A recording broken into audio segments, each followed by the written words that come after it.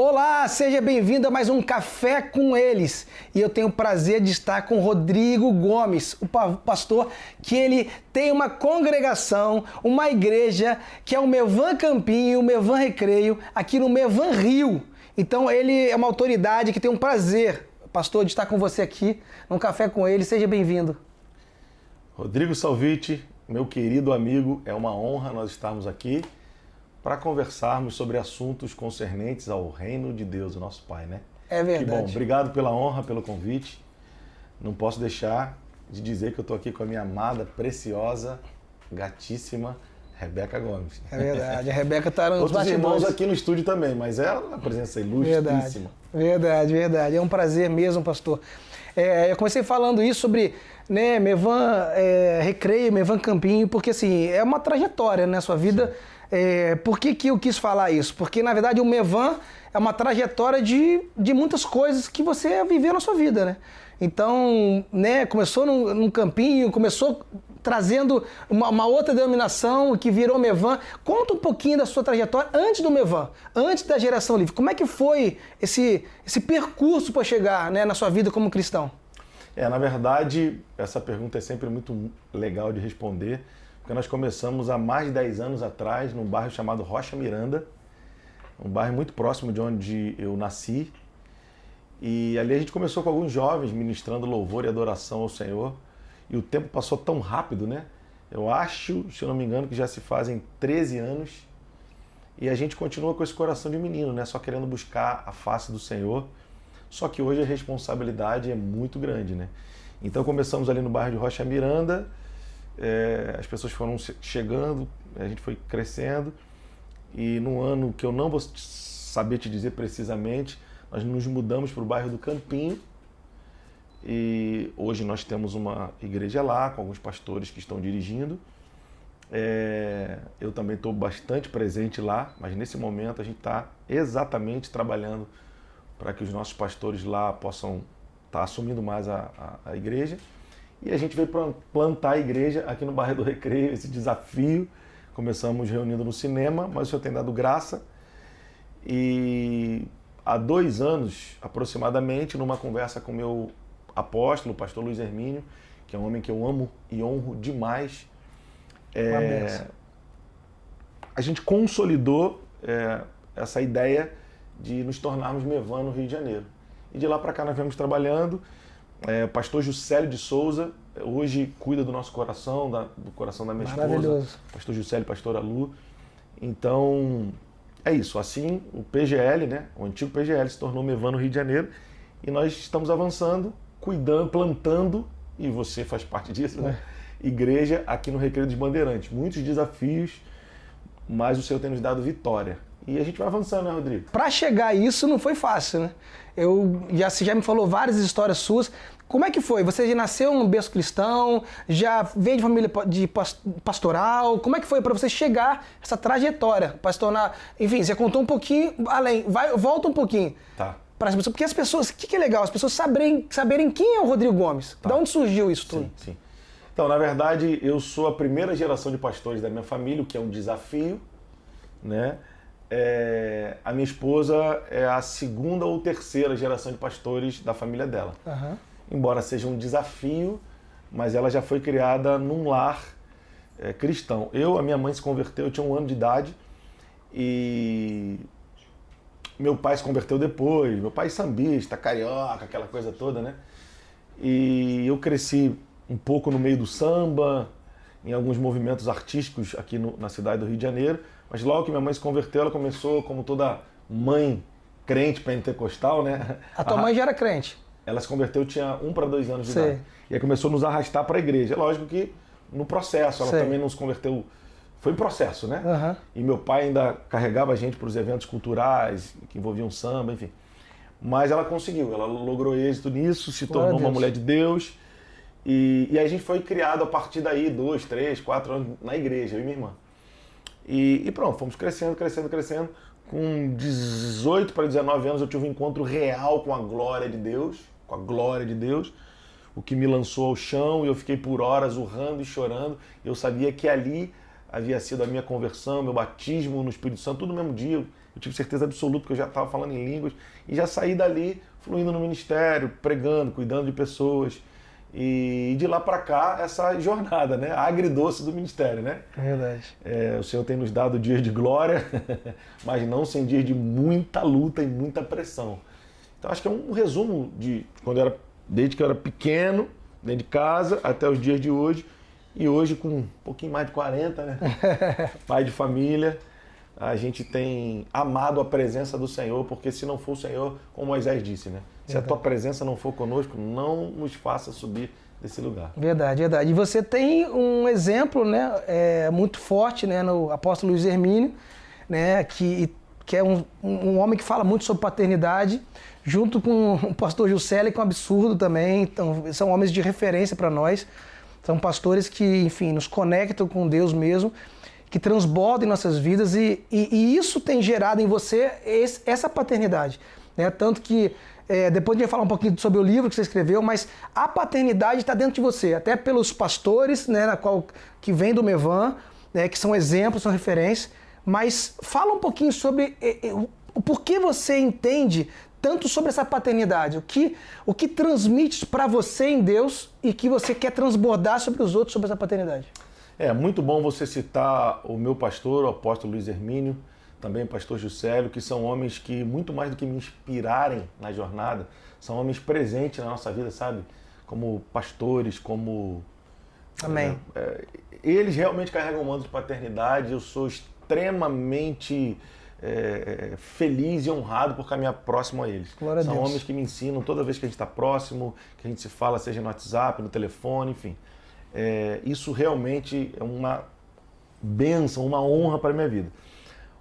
Porém, a minha relação com a paternidade de Deus, eu tenho um livro que eu escrevi em 2007, se eu não me engano, antes de caminhar com o meu pastor, o apóstolo Luiz Hermínio, que é O Criador do Universo é Meu Pai.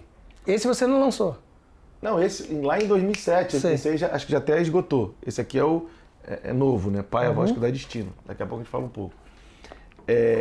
Porque desde muito cedo, assim, tem uma frase, uma máxima no meu coração que define muito bem isso.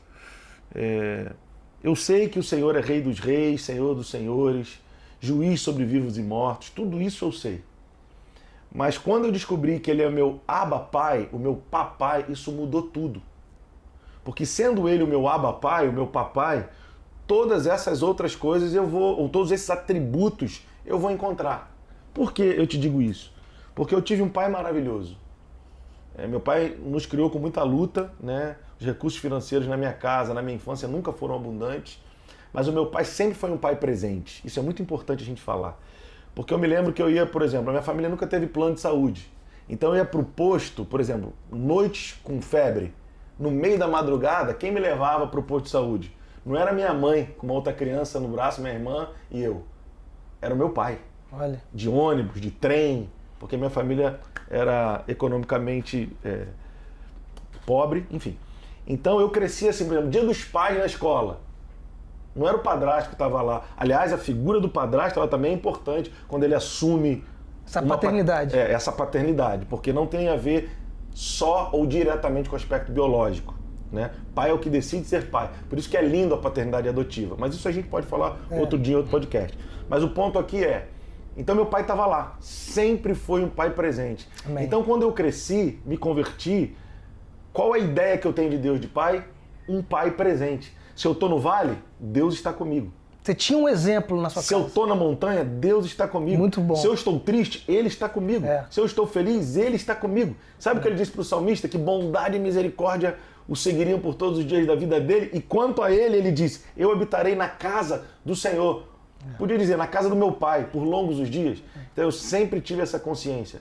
Deus é um pai presente, Ele jamais me abandona. E se eu errar, Ele não vai passar pano ou mãozinha na minha cabeça, mas Ele não vai me abandonar.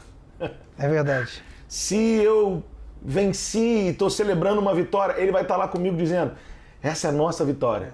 Então por que desde cedo eu tenho essa relação com Deus como meu pai? Não é sobre entender sobre esse assunto ou achar que posso ensinar sobre esse assunto. É porque no meu coração sempre foi muito claro, pela figura que eu tive dentro de casa, do meu pai, o Carlão, de que Deus é um pai presente e não te abandona, independente do que você tenha feito. Isso o religioso pira, mas é real. É real. É verdade, é verdade. Então é por isso que isso é muito forte dentro de mim. É verdade, isso é muito bom. E a gente vê, você tem um exemplo, né, um modelo dentro de casa sobre paternidade, né? Então isso você transferiu, né, sobre paternidade de Deus para sua vida. Mas a gente vê, tanto você escreveu um livro, a gente vai falar sobre o livro daqui a pouco, mas você escreveu isso e vive isso, né, sobre essa paternidade. Mas a gente vê totalmente um mundo, por mais que cristãos até falem sobre paternidade, leem sobre paternidade, por que você vê um mundo que é totalmente um pai para nós, Deus, um cristianismo que prega, lê e aprendeu sobre isso, e numa desconfiguração tão grande? Então, na verdade, essa foi a maior missão de Cristo, revelar o Pai. Ele veio para um mundo órfão. Né? Os religiosos nos seus dias o rechaçaram porque ele dizia que era filho de Deus. Forte. E eu gosto muito de pensar na bendita oração do Pai Nosso, quando ele começa quebrando todos os paradigmas religiosos e falando: Pai Nosso que estás nos céus. Então o Pai é nosso. O pão nosso de cada dia nos dá hoje. Então o Pai é nosso, o pão é nosso. Mas ele continua a oração. O pão nosso de cada dia nos dá hoje. Aí depois ele diz: perdoa as nossas dívidas. Que dívida ele tinha ou que pecado ele tinha?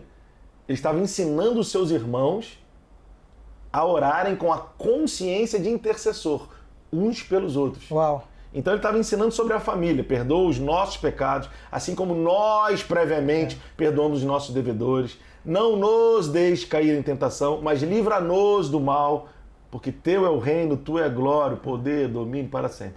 Então, Jesus veio revelar o Pai. Quem vê a mim, vê o Pai, ele disse. E a oração comumente, popularmente chamada de oração do Pai Nosso, revela o coração de Jesus. Qual é o coração de Jesus? O coração da família. E qual é o coração da família? Deixa eu ensinar aos meus irmãos que o Pai não é só meu, o Pai é nosso. Eu vim como, tendo sido eu o unigênito gerado, me tornar na relação com os meus irmãos o primogênito. Aquele que os conecta à realidade que eu vim trazer. Então o papel de Cristo ao vir à Terra foi revelar a paternidade de Deus, do nosso Abba Pai, a um mundo órfão. Então as pessoas no mundo estão órfãos. Elas estão sofrendo com a orfandade. Porque elas não conhecem uma figura paterna dentro de casa.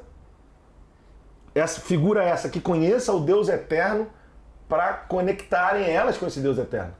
Então a mensagem do Evangelho nesses dias precisa ser: Jesus, o unigênito, que se tornou o primogênito, ele veio para que possamos ter acesso a Deus como nosso Pai. Essa tem que ser a mensagem dos nossos dias. Não podemos mais, de forma nenhuma, ministrar uma mensagem religiosa.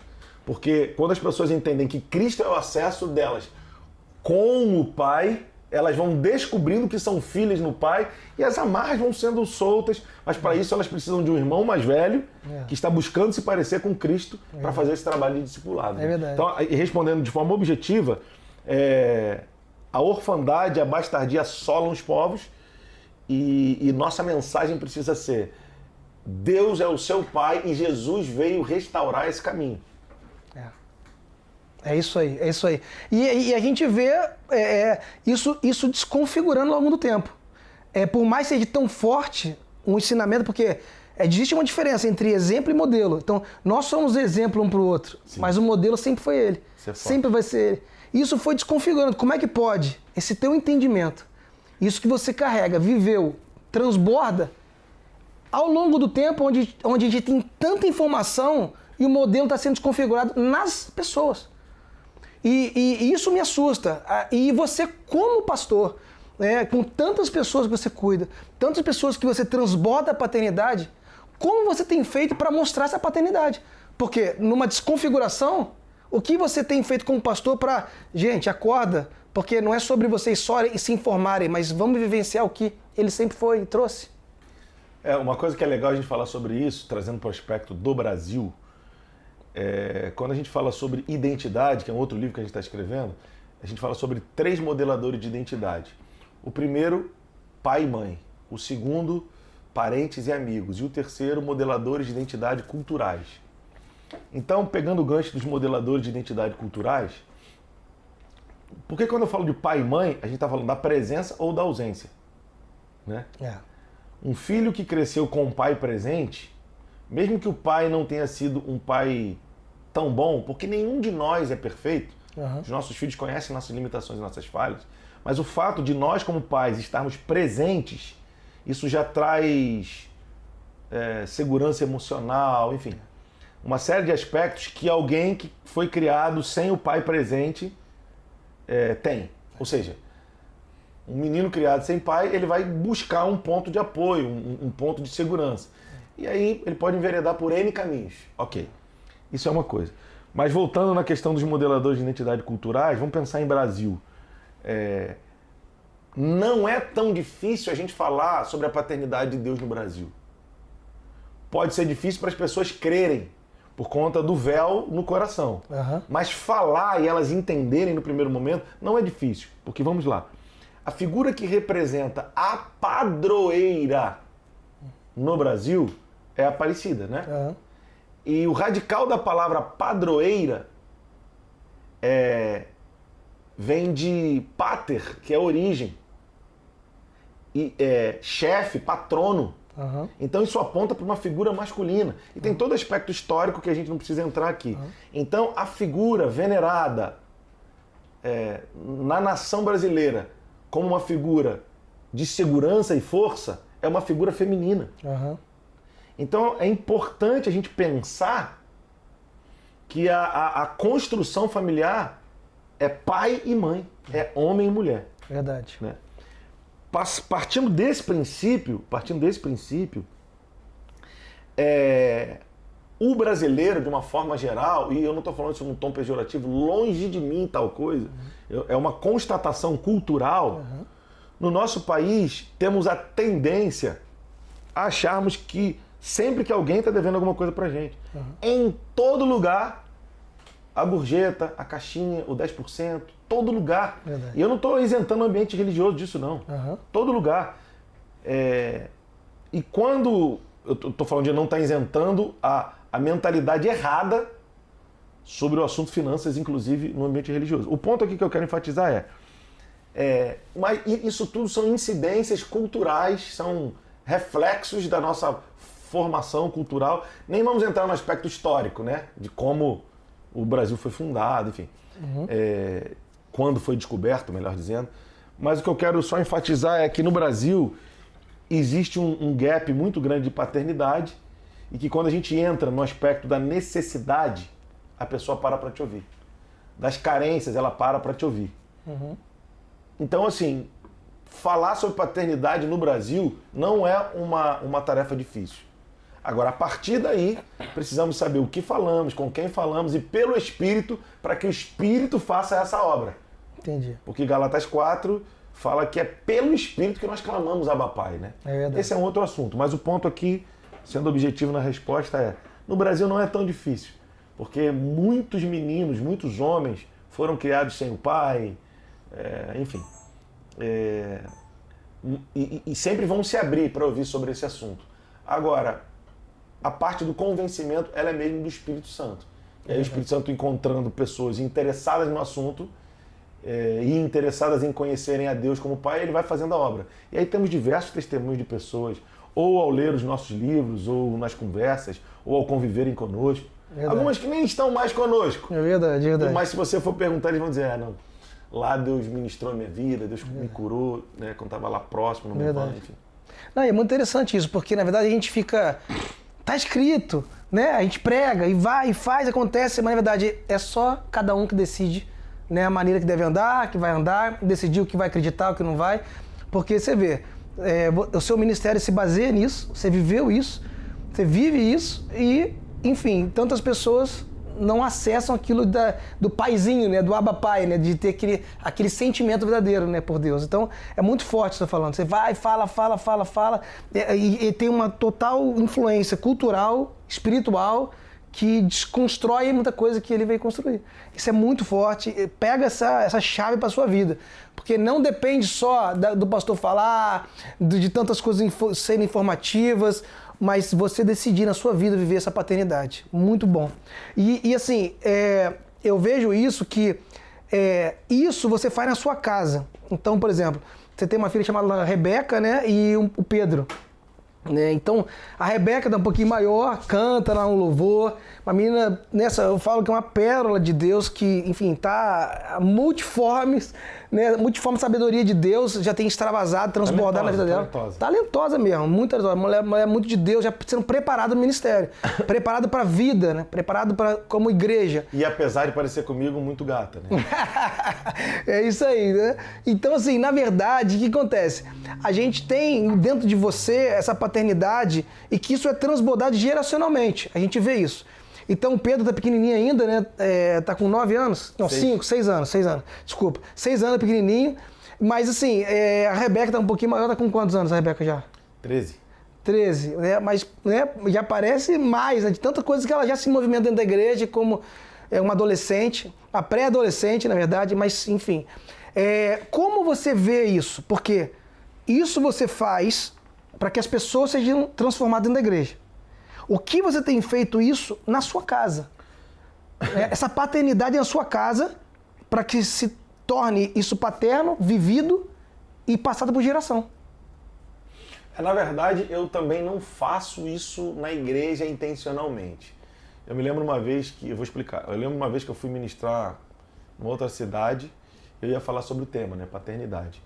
E aí, cara, na fila tinha um bispo, um senhor de idade, tem muitos anos, um senhor de idade, com filhos e netos, cara, assim, uns 10 filhos, noras e netos.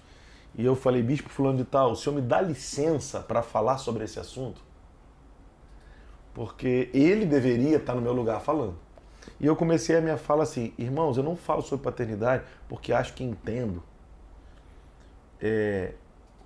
Grita dentro de mim a necessidade de aprender a ser um pai. Eu até disse isso, como bispo fulano de tal. Então, esse assunto, para mim, ele é tão relevante. Ou por que ele é tão relevante? Porque eu me vejo pequeno diante dele.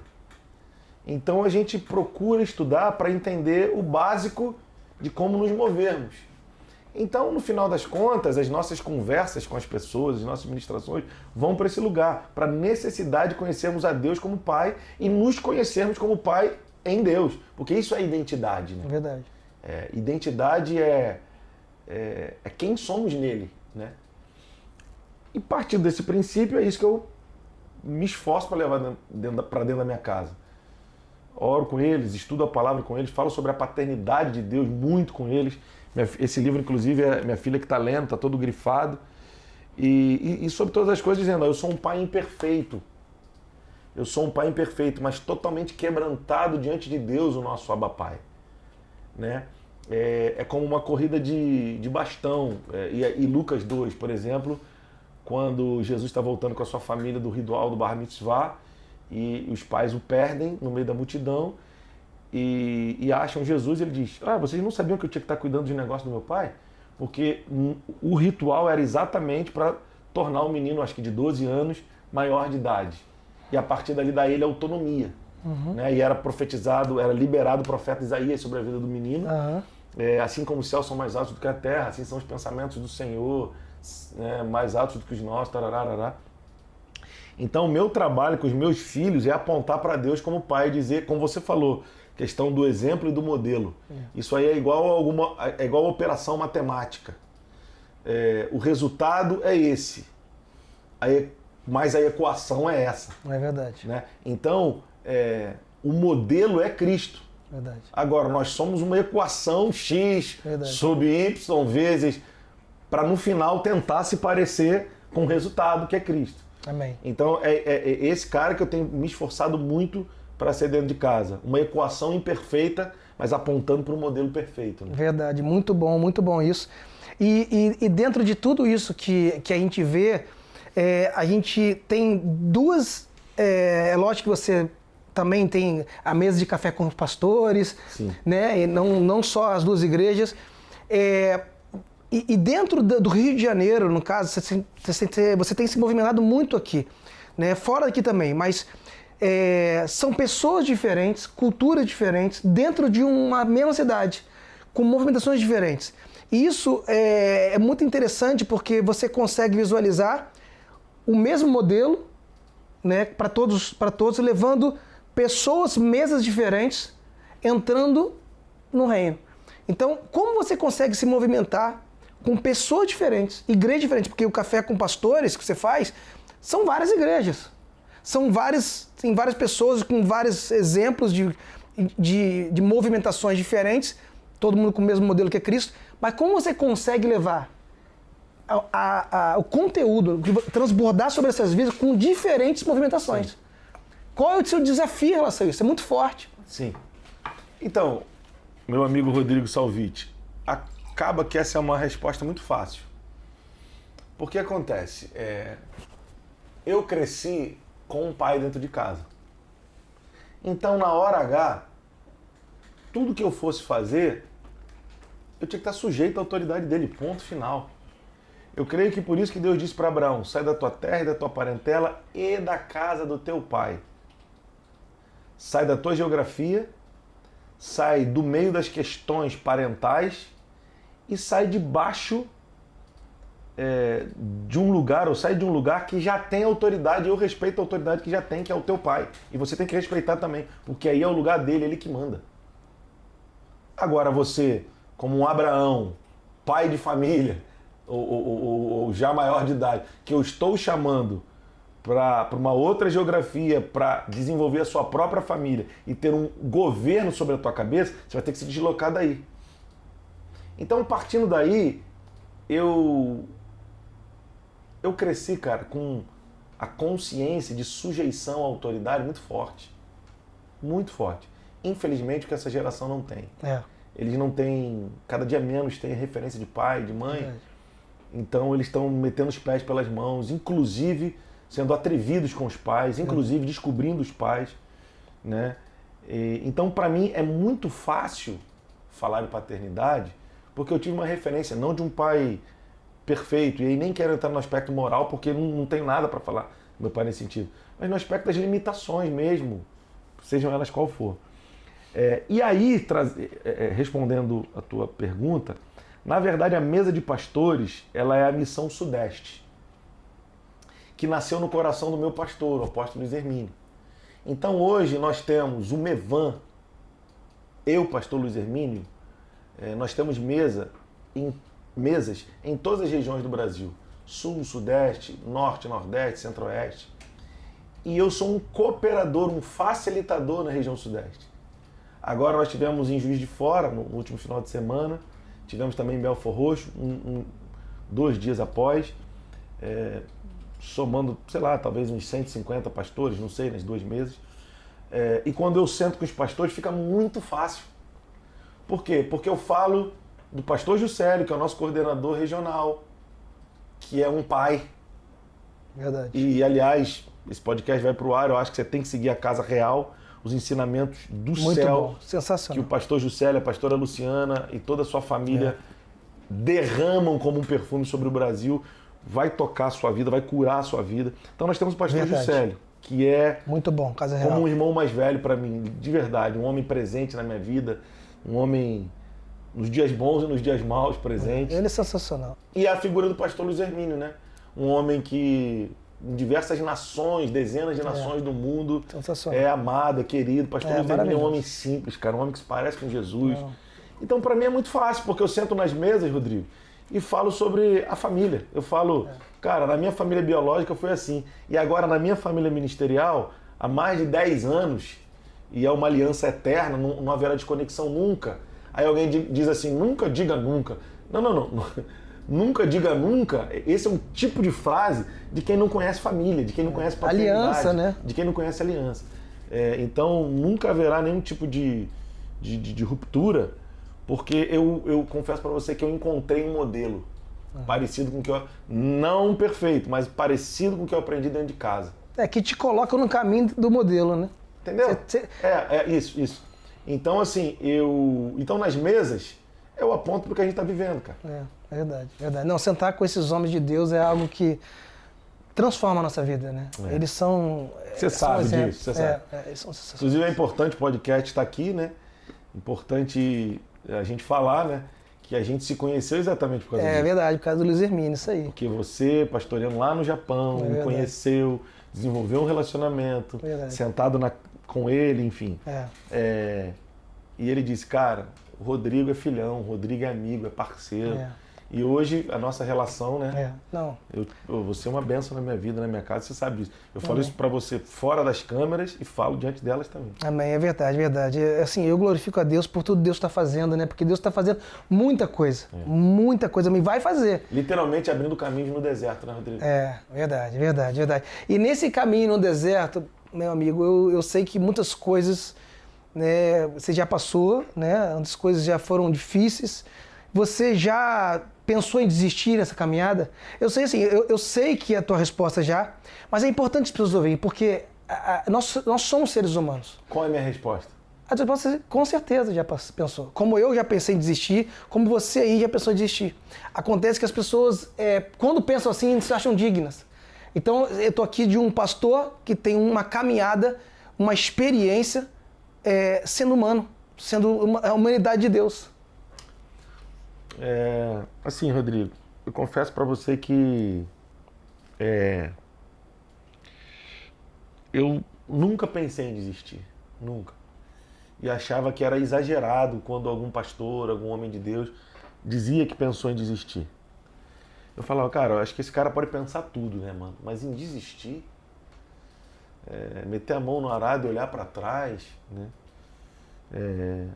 Mas eu imagino que esse tipo de opinião ainda era fruto de arestas de orgulho que eu não conhecia em mim.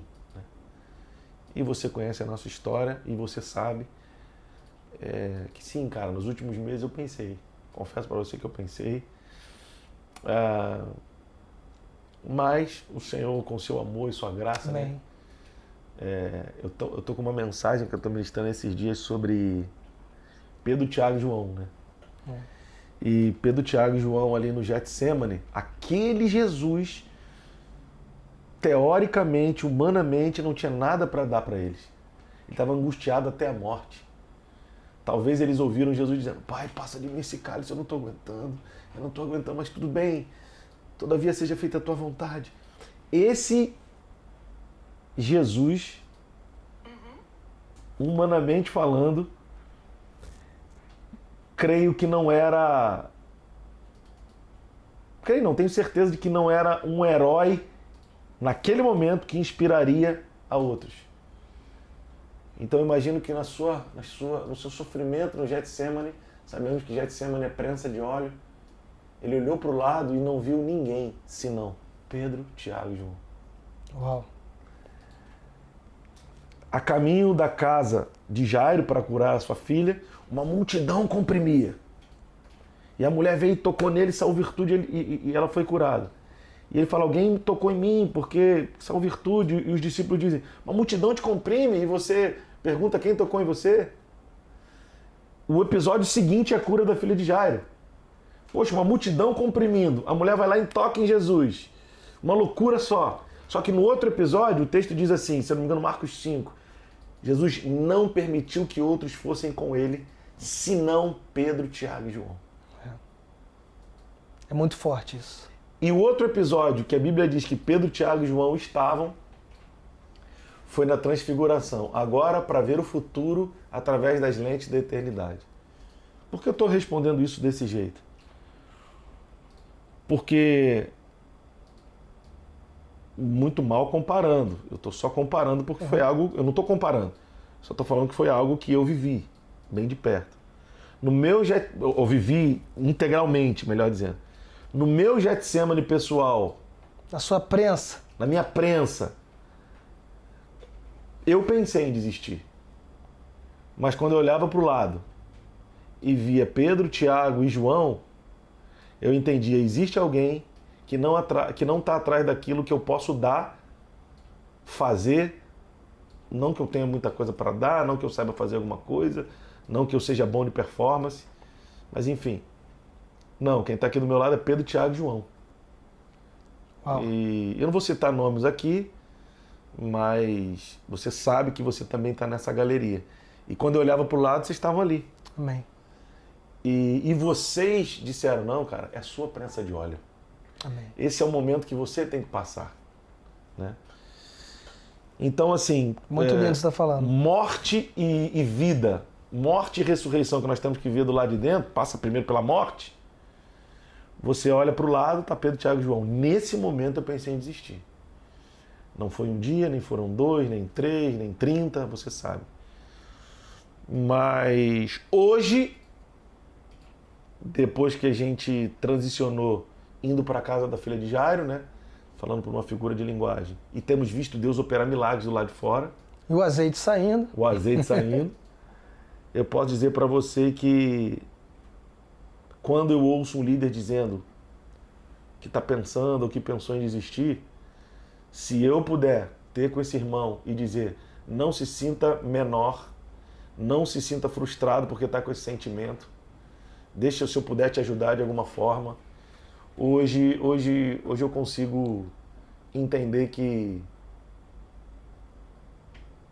todos nós vamos passar por momentos de crises e que a nossa humanidade, a gente precisa conhecer mais a nossa humanidade.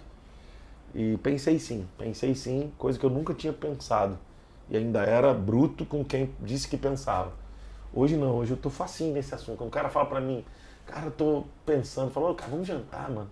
Preciso falar com você. A gente precisa conversar, a gente precisa... Deixa eu te ajudar a pensar sobre esse assunto, né? Você não é pior do que ninguém porque tá pensando assim. Talvez você seja muito grande em poder estar dizendo isso pra mim. Porque quantos desistiram de viver? É verdade. E se pudessem ter dito a alguém, tivesse alguém para dizer, dizia, não precisa. É verdade, é verdade. E eu fiz questão de fazer essa pergunta para você porque você pastor, você pastora... Mas aí você fez questão de fazer essa pergunta, mas é igual o programa ao vivo, aí tu me quebrou, mano. Eu vou ficar aqui agora... Não, mas isso que é bonito, porque é isso que nós somos. É isso que nós somos. Nós não somos perfeitos, somos pastores. E você, pastor, pastora, líder, homem de Deus e mulher de Deus, vocês, filhos e filhas de Deus, passarão por momentos difíceis. Mas aqui está um exemplo de um homem de Deus, com tantas mesas e tantas situações, né, que é colocado, passou e passará muitas coisas difíceis. Como eu passei, como você passou já também na sua vida, mas não desista. Não desista porque tem uma solução e Deus tem um plano na sua vida. Por isso que eu fiz questão, pastor, de verdade de falar isso, porque são vitórias e são prensas que faz sair o azeite para você ajudar outras pessoas e ajudar outras pessoas, né, que Deus conecta para nos fazer um corpo. Então, glória a Deus pela sua vida. Não, e é importante, Rodrigo, enfatizar em cima do que você está falando, é que esse não é o momento, quando você estiver passando por isso, pastor, amigo, tiver, cara, em depressão, ou, sei lá, transtornos ligados à ansiedade, enfim. Psicossomáticos, né? Hoje uma aceleração psicossomáticas, difícil. exatamente. Procura alguém experiente. Muito bom você falar isso. Procura alguém experiente e não espiritualiza. Embora vai chegar no momento de falar das questões do espírito, ok? Por que eu estou falando isso? Porque também não tem como fugir do fato de que o Rodrigo foi um dos maiores amigos nesse momento. Amém. Porque o pastor Rodrigo, ele é um homem de Deus, plantou igrejas em algumas nações, Oriente Médio, Europa, Américas, enfim. E quando a gente sentou muitas vezes para conversar, o Rodrigo pastoreou meu coração, mas também foi uma espécie de terapeuta, de psicólogo, né? Amém. Então, por que eu estou falando isso? Quando você estiver passando por crises, cuidado quem você vai ouvir. É verdade. Cuidado com quem você vai andar. Muito forte. Porque talvez o teu problema esteja exatamente aí, em querer continuar andando com quem você não tem que mais andar. E não é sobre alguém ser maior ou melhor, maior ou menor, pior ou melhor, não é sobre isso. É sobre, até um determinado momento, você vai com algumas pessoas e algumas pessoas vão com você. Isso precisa ser natural, saudável. Não precisa ser traumático. Mas só quem vai te ajudar nesse processo são pessoas que já passaram por isso. São pessoas experientes. Uau, muito forte. Então, assim, meu pastor Luiz Hermínio me ajudou muito, muito, muito. Meu pastor Juscelio, mano, quase que dia sim, dia não. Outras pessoas também, mas porque estamos aqui. Pastor Rodrigo Salviti foi um homem que foi um amigo. Amém. E que a partir das experiências dele eu pude entender muita coisa. Até porque ele é bem mais velho que eu. Dá pra ver, não é? Não é muito assim, não. Vou falar de idade aqui, não. Então, assim, acho que vale a pena deixar esse toque, né, Rodrigo? É verdade, é muito bom. Precisamos um dos outros. A gente precisa. A gente não consegue viver sozinho, a gente não consegue andar sozinho. Nós precisamos. Isso que você falou é muito importante. Eu tenho certeza que muitas pessoas vão ouvir o que você falou e vai ser transformado, porque isso que você falou não é qualquer lugar que é falado, porque estão vivendo uma geração de super-homens, de super, né, onde a tela é a maior voz, onde ninguém sabe os bastidores dela. Mas você está tendo uma oportunidade de falar o que é ser um homem de Deus. Então, glória a Deus pela tua vida. E assim, vamos falar sobre paternidade agora, voltando, né? Vamos falar agora do livro.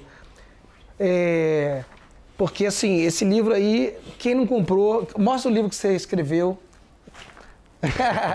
Ó, Pai, a voz que dá destino. Recomendo a você. Né? Fala um pouquinho sobre o livro, assim, rapidamente. Na verdade, tudo sobre isso, né? Paternidade. Então, esse livro é uma paternidade expressa de forma escrita. Então, o nome do livro é Pai, a voz que dá destino. A ideia central desse livro é falar, e usei alguns personagens bíblicos, cada um com um tipo de relação e de influência do pai, exatamente para falar que é a voz do pai que dá destino. Por exemplo, a gente fala aqui sobre Icabode, por exemplo. No dia que ele nasce, ele recebe o nome de Icabode, foi-se a glória de Israel. Então Icabode foi o símbolo da derrota e da vergonha, ou de uma derrota e de uma vergonha. Muito então bom. Ele andou sobre a terra, todo mundo que dizia Icabode dizia foi-se a glória de Deus. E isso porque a mãe colocou o nome. Uhum. E não tinha um pai por perto para cancelar a sentença e liberar o destino do filho. Que legal, muito bom. Agora, no caso de Benjamin, já foi diferente. Quando ele nasceu, e a mãe deu o nome de Benoni, que é alguma coisa que significa dor, sofrimento, o pai, Jacó, imediatamente disse, o nome dele não vai ser Benoni. Ele não vai receber uma sentença como nome e não vai viver sendo sentenciado pelos outros. Porque quem começou com essa história de dar-me um filho se não morro foi ela mesma. Ou seja, ela associou a vida e morte dela ao fato de ter um filho ou não. Isso é um problema dela. Então, olha como que Benoni nasceria.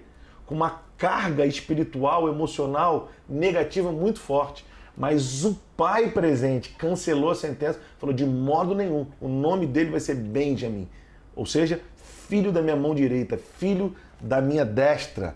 A mão direita, a destra, era a mão que o guerreiro segurava a lança, a espada para a batalha. Ele disse de modo nenhum. E o interessante é que todo esse contexto dos irmãos de José, vendendo José, toda a história de José, no final, o filho que ficou como penhor, mano, foi Benjamin. Ele foi o amigo fiel no momento de maior sofrimento do pai. Ele foi o filho da mão direita, se cumpriu o que o pai disse. Aleluia, amém, né? Verdade. Porque José estava morto na cabeça do pai. Então, que sofrimento, né? E ele era irmão, filho da mesma mãe que José. Isso é um outro assunto. Então, no caso de Icabode, o pai não estava certo, não estava perto e também não tinha moral, né? Ofni e Finéias, pai e tio, morreram naquela batalha e o menino nasceu sentenciado. Já no caso de Benjamim, que a mãe quis dar a ele o nome de Benoni, o pai cancela a sentença e libera o destino. De modo nenhum vai ser Benoni, vai ser Benjamim, filho da minha mão direita. Esses são dois casos distintos que nós tratamos aqui no livro. E um terceiro é Jabez. Porque o cara pode dizer assim, tá, eu vivi o que Cabode viveu. Então não há chance para mim, porque eu também não tive o que Benjamim teve. Uhum. E aí eu estou sentenciado, mas a Bíblia fala que Jabez também nasceu sentenciado como filho de dores. Uhum. Mas Jabez entrou num lugar, na paternidade dele com Deus. Muito bom, muito bom. E aí ele não viveu sentenciado como filho da dor, do sofrimento, essa coisa toda que o nome dele também significa. Ele orou a Deus e disse, ó quem dera tu me abençoares. Olha.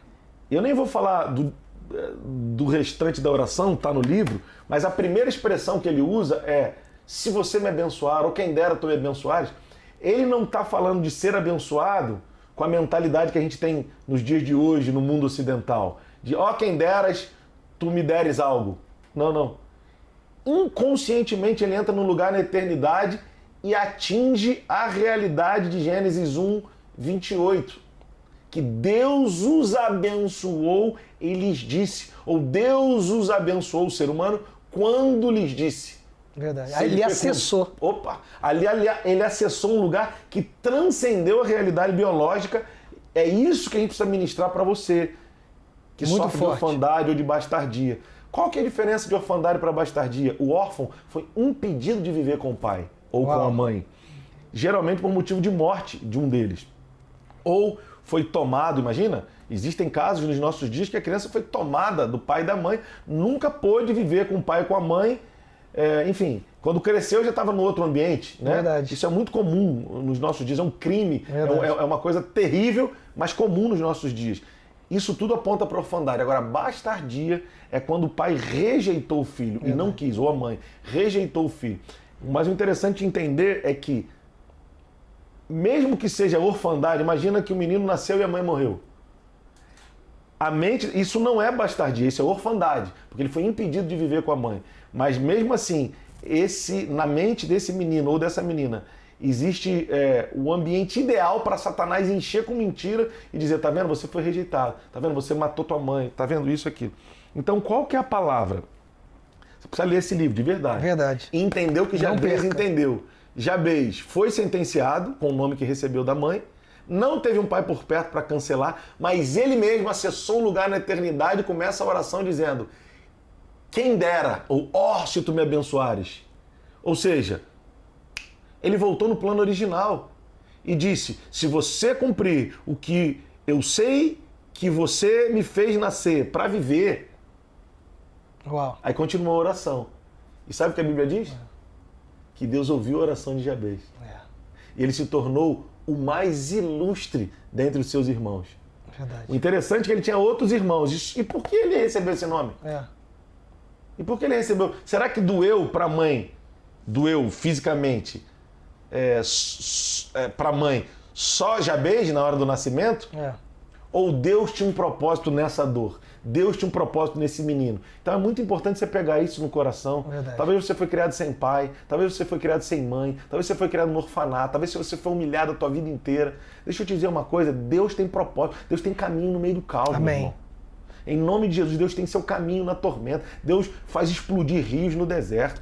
Pega essa palavra no teu coração. Então o que você tem que fazer? Não se vitimiza mais porque você sofreu tanto. Não estou dizendo que esse sentimento não vai querer assediar o seu coração. Mas você vai precisar entrar no lugar em Deus, igual a Jabez, e dizer, ó Deus, me traz de volta para o plano original. Eu quero viver a realidade do plano original. Porque independente da minha paternidade biológica, porque o que é paternidade biológica? É o meu pai na carne.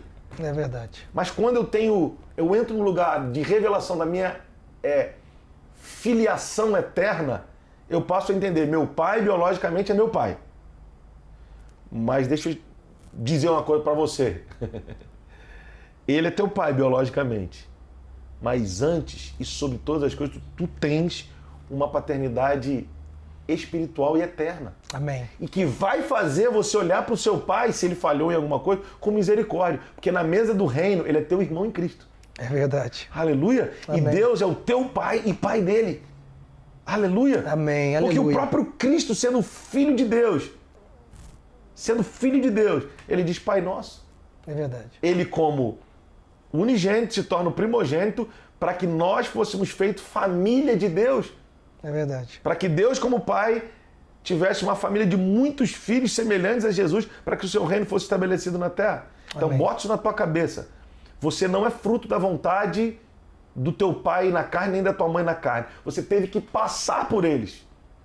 Mas a tua origem eterna é o teu Abba Pai. E quando você entende isso, você abraça e beija o teu pai na carne, teu pai biológico, tua mãe biológica, e os ama, independente se eles foram bons aos seus olhos ou não.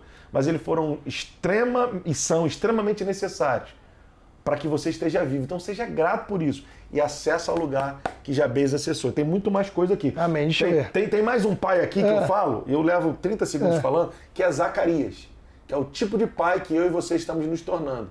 Que antes disso tudo, a mulher estéril, avançada em dias, ele ouve o Senhor acerca do filho. É esse tipo de pai que Deus quer fazer eu e você. Ouvirmos o céu em todas as coisas com relação aos nossos filhos. É forte, Brasil! É verdade. Não, é isso mesmo. E olha, não deixa de comprar. Não deixa. No final, fica comigo até o final, que a gente vai fazer um sorteio de 2 livros para você que se inscrever aí. Coloca nas redes sociais, coloca lá, né, no Instagram, porque eu vou sortear 2 livros para você. Fica até o final.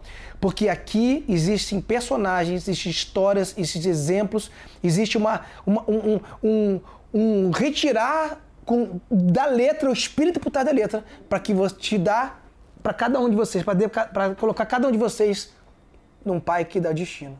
Ele vai dar um destino para você. Não perca, fica até o final que eu vou sortear esses 2 livros. E, pastor, muito bom, glória a Deus. Eu queria perguntar para você o seguinte: conta uma história pra gente, sobrenatural. Uma história assim, olha, eu vivi um sobrenatural de Deus. Algo que falou assim, eu provei para o sobrenatural de Deus. Uma só, Adri? Uma só, porque infelizmente a gente não pode ficar aqui, tem tanta coisa que a gente quer falar, mas uma só pra gente ver. Mas em que área da vida? Assim? Onde você quiser, dá um exemplo pra gente. Algo sobrenatural, que você viveu espiritual. Ah, cara, assim, eu tenho muitas histórias, né, assim, sobrenaturais, mas uma que me veio à mente agora, à medida que você estava perguntando, e eu fiquei te fazendo outras perguntas até vir uma história na mente, é se eu pudesse falar sobre o nascimento da minha filha, ou do meu filho, né? Rebeca significa aquela que une. Então a Rebeca, ela tem amigos da idade, tem amigos mais novos, amigos mais velhos, porque onde ela passa, assim, carregada de carisma, ela une pessoas, ela conecta ambientes. E Pedro é Petros, né? É pedra. E quando ele nasceu, a palavra que Deus deu foi que ela conectaria corações. Onde ela chegaria, ela conectaria corações. Por causa do carisma e da graça que Deus deu a ela. Ô, pai babão. E ele conquistaria territórios. Embora, você sabe, ele é um menino lindo. Mas o Senhor disse para mim, a força dele não vai estar no carisma. Vai estar na visão. E Rodrigo, aonde esse menino para, ele analisa tudo. Aonde ele para, dá pra ver isso. Ele passa o dia inteiro desenhando. Um dia ele chegou em frente à nossa casa, ficou assim olhando, eu olhei para ele, passou 10 minutos, ele aqui, pai, vem ver o desenho que eu fiz. Aí ele desenhou e ficou me explicando a casa. Então o Senhor falou assim para mim, ele é Petros, ele é pedra, ele é fundamento, ele é modelo, assim, modelo arquitetônico, ele é apostólico. Porque eu cito eles como talvez o acontecimento sobrenatural, mais sobrenatural que eu já vivi. Porque na minha infância eu tive um problema na bolsa escrotal e eu cresci ouvindo que eu não seria pai. Talvez essa seja a melhor explicação. E olha que destino, hein? Talvez essa seja a maior explicação para falar, vou passar a usar essa, para falar sobre paternidade de Deus. E eu cresci realmente pensando que não ia ser pai. Eu pensava, poxa Deus, meu pai é um pai tão bom, tão presente. Eu queria só tentar ser igual a ele, né? Meu pai é sinistro, velho. E rapaz, assim, na primeira tentativa foi. ela. E quando chegou na vez do Pedro, foi também. Eu acho que esse é o maior sobrenatural que eu vivi até hoje, né? Amém, muito bom. E a esposa maravilhosa que Deus me deu para completar isso, né? Amém, uma família que se une por um propósito, né? E tudo que você está falando, como eu falei, né? Olha como que é o destino, né? Você viveu isso e você escreve isso. Chegou aí, ó. Aí, família toda reunida. A dona da resenha chegou. Família toda reunida. Agora tem que falar outras coisas, ela chegou. Ai, que horror. Brincadeira. Então, assim, esse é o destino, né? O Pai te deu o destino. Então, por cima... você falou de várias histórias aqui, de vários personagens da Bíblia que refletem o dia de hoje. Mas você é uma carta viva daquilo que Deus faz e que seria mais um nome, né, que está dando um Pai que te deu destino. Então, é muito bom ouvir isso. É um grande sobrenatural de Deus. É muito bom, porque é engraçado, a gente logo quer pegar uma manifestação de um milagre, coisa voando. E isso realmente é um grande sobrenatural de Deus. Né? Você construir isso na tua família, nos seus filhos, na sua casa, aquilo que Deus te deu destino. Então é muito bom. E agora a gente abriu uma caixinha de perguntas para o pessoal da internet. E eu vou falar algumas perguntas, não dá para te falar todas as perguntas, mas perguntaram aqui, você pretende escrever outros livros? Eu estou acabando essa semana de escrever o próximo livro, né, que é Emaús, de volta ao caminho. Porque os discípulos ali no caminho de Emaús, eles estavam descontentes, desanimados, frustrados por suas perspectivas pessoais. Elas tinham sido frustradas, né, pelos acontecimentos, e eles estavam indo no caminho oposto a Jerusalém, estavam indo para Emaús. Uhum. E o Senhor falou, falou para mim, ainda que você esteja indo para Emaús, eu conheço teu coração. E eu te encontro em Emaús e te trago de volta para Jerusalém. Amém. E o cerne do livro é esse, é de volta ao caminho, Emaús, de volta ao caminho. Estou acabando essa semana, eu imagino que com muito otimismo aí, uns 45 dias a gente já consiga estar lançando. Amém. Mas depois vamos botar aqui, ó, essa aqui eu vou deixar aqui. Mas esse segundo semestre, Rodrigo, já que é para fazer propaganda, eu estou acabando paralelo de escrever um outro, né? Porque nesse período que a gente ficou um pouquinho mais quietinho, a gente escreveu. E escreveu no celular, né, mano? Imagina. Difícil. Aí depois desse, deve vir o outro, que é De Volta ao Amor que Me Amou Primeiro. Então já tem o terceiro já. Que na verdade vai ser o quarto, né? O quarto, é verdade, Esse o quarto, é o é verdade. Verdade. Com base na igreja de Éfeso, né? De Volta ao Primeiro Amor.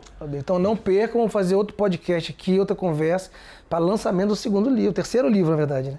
Marca essa conversa, cada 2 meses eu posso vir. Assunto que não vai faltar. Eu tenho que segurar aqui com o tempo. Tá cheio de gente famosa para trazer. Nada. Você carrega. de Souza, Vitor Belfort. Não. Quem sou eu na fila do pão? É mais uma carta que a gente tem que ler, tem que aprender. Né? Com certeza. Outra pergunta foi aqui. Você acha que o avivamento do Brasil... porque as pessoas falam, do Brasil vai vir um avivamento para as nações e tal... Né, o que a gente até estava entrevistando um pastor, né, que tem missão na África, ele fala, né, dos missionários que sairiam do Brasil. E aí muito interessante a resposta do pastor Marcos Correia, mas sobre a parte do avivamento. Você crê que o Brasil vai trazer um avivamento para as nações? Daqui vai surgir isso para as nações? Sim. O que o brasileiro tem que as nações precisam? Fogo, né? Amém. Quando nós conversamos com irmãos americanos, eles são muito objetivos e são muito claros falando sobre isso.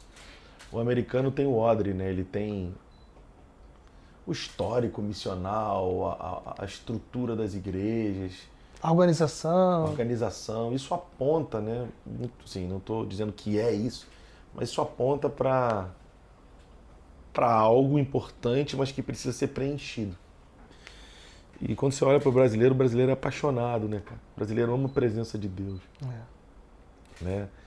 A gente estava agora numa base missionária e as crianças, elas são apaixonadas e apaixonantes. Elas ficam em cima, elas vêm, elas dizem que amam, elas querem se divertir, Então eu acho que isso é do brasileiro. Né? Então o brasileiro é alguém que, quando conhece Deus como pai, é intenso, né, mano? Verdade. Então eu creio sim que o Brasil é o útero para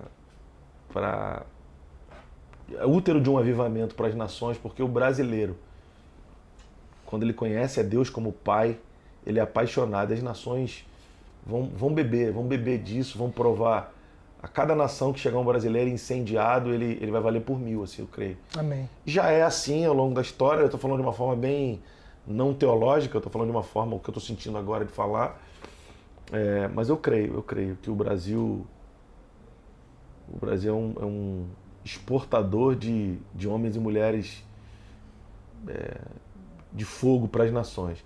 Agora, acho que é isso. Agora, o avivamento que sai do Brasil para tocar as nações de uma forma coletiva, macro, eu creio. Creio também, assim. Eu estou falando de indivíduos, né? Aham.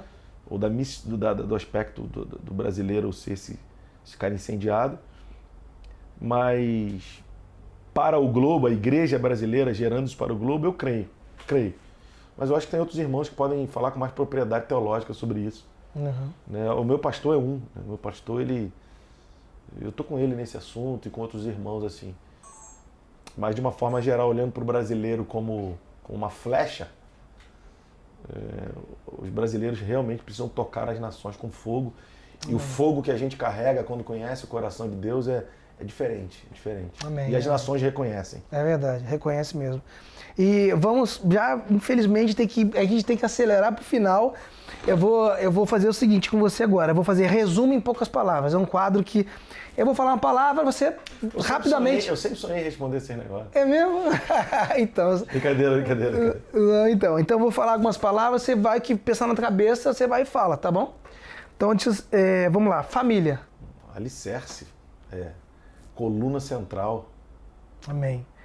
Igreja. Noiva de Cristo, que a gente tem que cuidar com muito zelo. Coisa que, quando a gente fica mais velho, a gente entende. Ela é noiva de Cristo, nós somos só amigos do noivo. Amém. Volta de Jesus. Estou buscando cada dia mais amar e está muito próxima. Está muito próximo, defino assim. Creio eu. Filhos. Só faltou um teclado aqui pra gente chorar de novo. Mas, cara, filho é fantástico, indescritível, surreal, desafiador. Volta de Jesus. Estou procurando amar. Creio que está próximo. Amém. E para terminar, a última palavra, seu futuro. Rapaz, não, essa aí talvez seja mais fácil, cara. Eu acho que eu posso responder, vou falar um pouquinho, mas tentar selar com uma palavra. Como eu já citei aqui Pedro, Tiago e João, né? Pedro, Tiago e João estavam no Getsêmani, quando Jesus, teoricamente, não estava ali como uma figura heróica, mas como um homem sofrendo. Pedro, Tiago e João estavam ali. Indo para a casa de Jairo, né? E curou a filha de Jairo. Agora, num milagre externo, só Pedro, Tiago e João estavam ali. E depois são os 3 momentos que o Novo Testamento narra, né? E que só estavam Pedro, Tiago e João. E depois na transfiguração. Meu futuro, eu quero estar igual Pedro, Tiago e João. Como? Estar com Pedro, Tiago e João e com Jesus. E ser para aqueles que me veem como Pedro, Tiago e João. Ser para eles Pedro, Tiago e João e com Jesus. E ver o futuro pelas lentes da eternidade. Porque na transfiguração era Pedro, Tiago e João de novo. Eles sendo para Jesus o que já estavam sendo. Um sendo para o outro que já estavam sendo, companheiros nas horas difíceis e nas horas de milagres visíveis, e agora presenteados ao estarem na transfiguração, vendo o futuro pelas lentes da eternidade. Então, futuro, quero ver pelas lentes da eternidade junto com Pedro, Tiago e João. Amém, amém. Olha, pastor, de verdade, obrigado por esse tempo, por esse bate-papo. Tenho certeza que tocou minha vida, tocou com certeza muita vida de vocês, e compartilha esse vídeo porque muitas coisas de Deus, muitas chaves de Deus foram liberadas aqui nesse bate-papo. E conhecer mais também, né? Porque às vezes as pessoas não sabem o que está por trás do pastor, né? O que está por trás do Rodrigo Gomes. Então, conhecer vocês, né? Então, assim, glória a Deus pela sua vida, de verdade, obrigado. Para terminar, lança uma mensagem para todos que estão te ouvindo. Posso agradecer primeiro? Lógico. Primeiro eu quero agradecer a InChurch, né? Que abriu para nós, na tua pessoa, esse espaço aqui. Amém. O coração do Pedro É e da verdade. diretoria aí é precioso, né, meu irmão? Eles são incríveis, são incríveis. Agradecê-los, Amém. agradecer a equipe que está aqui atrás das câmeras, o Verdade. pessoal trabalhando com amor, Verdade. com muito carinho. Minha Verdade. esposa linda, maravilhosa, minha filha. Te agradecer por ter sido, porque você tem sido, né, um Pedro, um Tiago ou um João na minha vida. Amém. Nos momentos que a gente mais precisou sem saber que estava precisando. Depois a gente soube, mas antes não sabia, né? Te agradecer por tua amizade, pelo teu companheirismo. Amém. E a mensagem que eu deixo para os irmãos é essa. Meu irmão, a idade chega. Os momentos difíceis chegam. Os fáceis também. Mas o que eu quero deixar como mensagem é: aprenda a discernir quem é Pedro, Tiago e João. Quem é Pedro, Tiago e João? É aqueles que vão com você quando você não é mais ou não parece mais ser um herói. Uau. Pedro, Tiago e João são aqueles que estão contigo, agoniados, você angustiado, angustiado, como Jesus no Getsemane. Você olha para o lado, Pedro e Tiago estão ali, ainda que dormindo, mas estão ali. Aprenda a discernir quem são esses. Não é sobre secundarizar, colocar ninguém de lado, não é sobre isso. E se você não conseguir discernir quem são esses, peça ao Senhor, que Ele vai te ajudar. E não é sobre você. É sobre entender quem são esses e como você pode se tornar Pedro, Tiago ou João para alguém. Amém. Aprenda sobre isso, para que você não queira andar com pessoas só porque elas têm uma imagem heróica ou porque elas podem proporcionar algo que você sempre sonhou. Aprenda que Deus vai te conectar com gente para estar com elas em todos os momentos, nos momentos que elas precisarem, elas vão olhar para o lado. E eu não estou falando no aspecto da alma, eu estou falando no aspecto do propósito. Tá bom? Uau. Se essa mensagem pôde te ajudar, o cerne dela é Jesus tinha 70, 12, tinha multidão, tinha 70, tinha os 12, mas 3 eram os íntimos do coração. 70 envolvidos na missão, 12 comprometidos com a missão, mas só 3 íntimos do coração.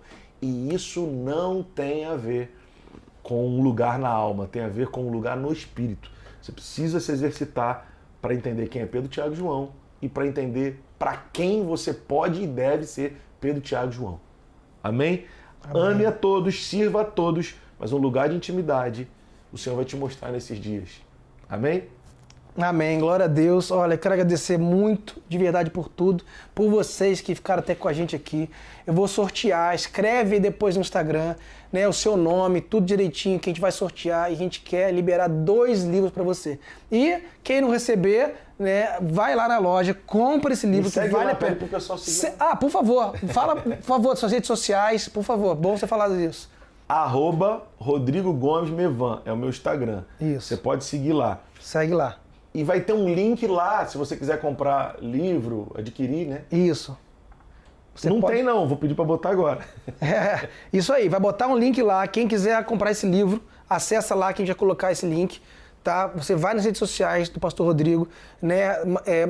Das redes sociais também do Mevan Recreio também, né? Sim. Né? Então vai lá, né? E continua se inscrevendo, continua seguindo ali, porque vai ter vídeos, vai compartilhar, enfim, os cultos, muitas informações que tem ali abençoando pessoas, tá bom?